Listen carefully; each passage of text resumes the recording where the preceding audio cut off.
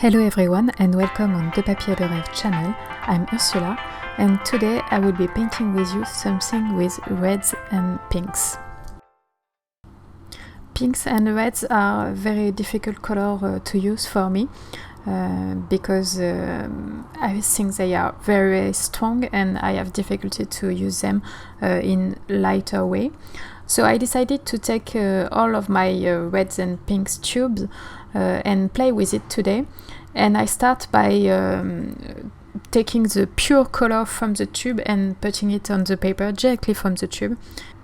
It could seem a little bit funny or weird to use them like that, but in fact it's really powerful and quite easy in fact to use them directly from the tube. You can have a really strong color and it's very pleasant to see the color flow when you add a little bit of water on top of it.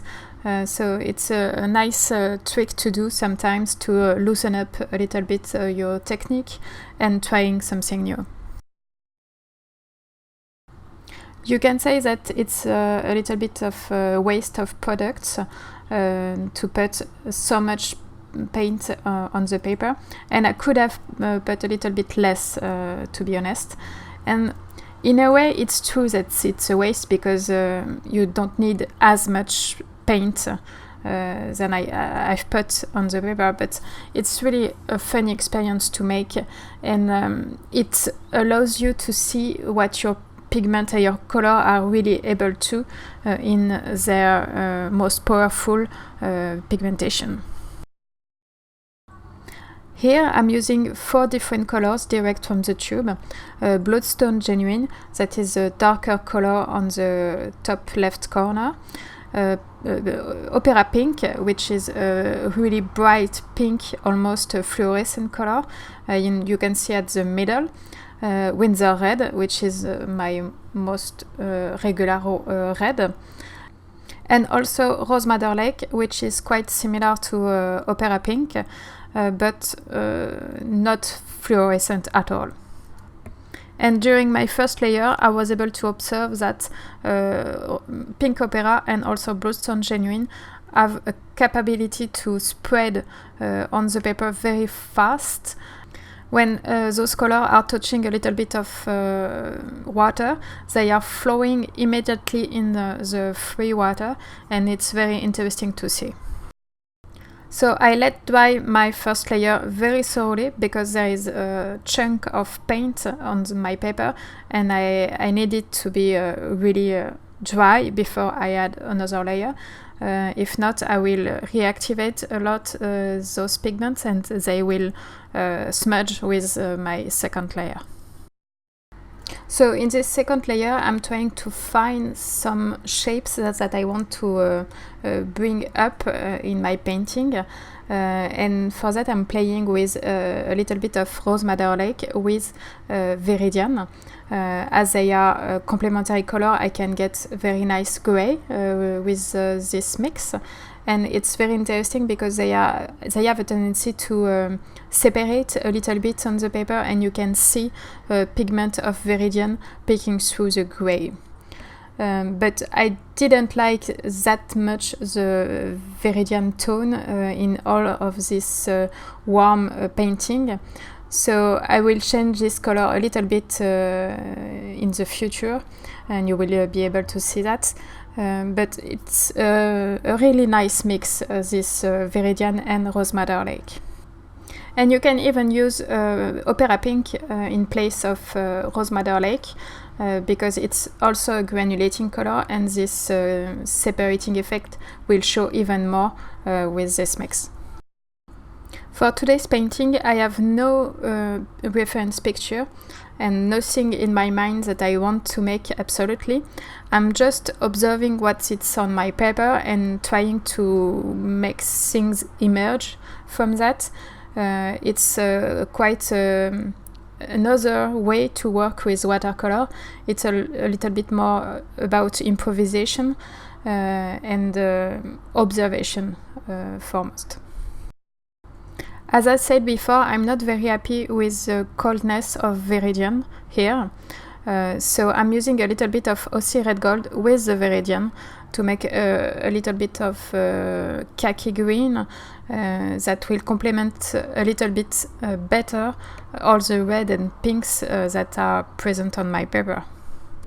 Even though I like a lot to have contrast in cold and warm color, Viridian was way too cool in this particular painting, and I think that to bring a little bit more warmth with the Aussie red gold is a good thing to do, and it will add, it will blend a little bit more with the rest of the color and unify all the painting. With this type of painting where there is just observation and improvisation and you don't have any image in your head, is a very good tool to learn a lot about your paint, a lot about your brush, and it's just a tool to empty your mind from everything you know and just observing what sits on your paper and playing with it. And it can be a big win. You will maybe do a really beautiful painting, and it also can be a very bad lose. But in either case, you will learn a lot, and that's what's important at the end. And now my second layer is almost done, and I will let dry thoroughly. And during this time we are talking about supplies. For the brushes I'm using Escoda Aquario number 18 and also Rosemary & Co. Serie 39 half an inch in a dagger shape. For the color I'm using Viridian, Rose Madder Lake,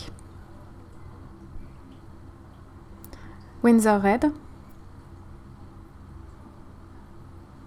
Aussie Red Gold, Opera Pink, and Bloodstone Genuine. And my paper is Canson Héritage in hot press.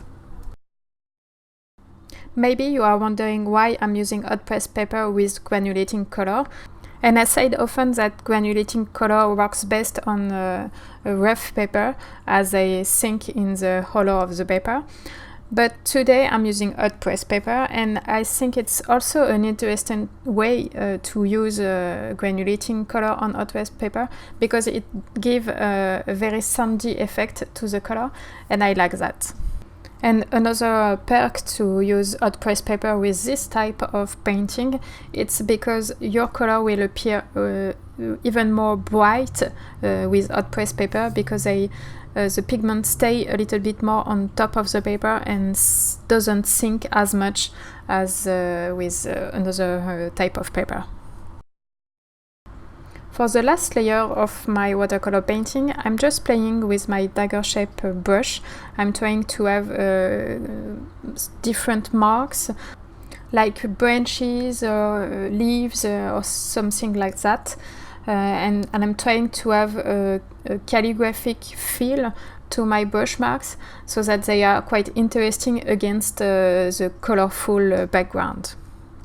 And for the color I'm using mostly a mix with Bloodstone Genuine and Opera Pink.